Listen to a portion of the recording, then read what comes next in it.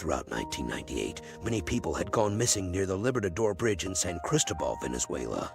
The homeless used the bridge as shelter, and one of them, Dorángel Vargas, was arrested in 1999.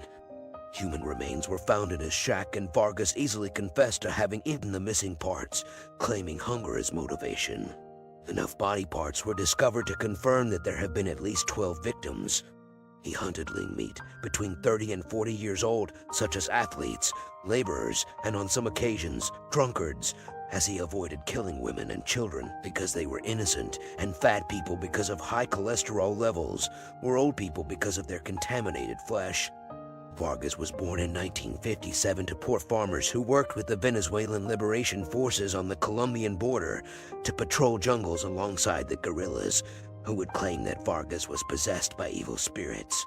At some point in his life, Vargas lost contact with his family and became a transient, committing petty crimes such as chicken and cattle theft.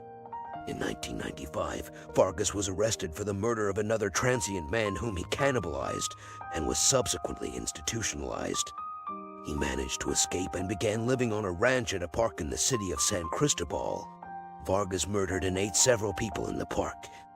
Despite his efforts to hide the bodies, evidence of his crimes was found by police, though they assumed that the area was the burial ground for victims of drug dealers or even a satanic death cult. Further investigation revealed that all victims were previously reported missing. Vargas soon became a suspect in the murders, and when police searched his shack, they found multiple vessels containing human flesh and body parts.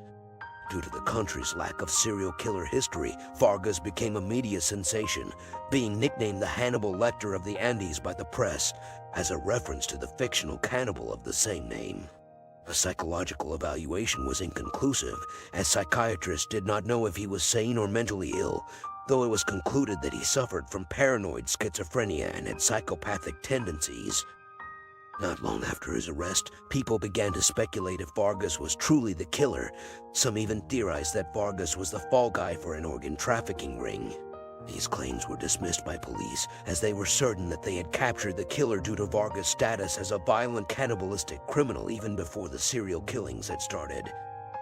During a mutiny in the prison Vargas was being held, he and 40 other men brutally murdered a robber who had been arrested in 2015, and 2 other inmates. They were then hanged to bleed, dismembered, and their bodies' parts served to the starving inmates by Vargas. Human meat is nice, but I eat all kinds of meat: dog, cats, lizards.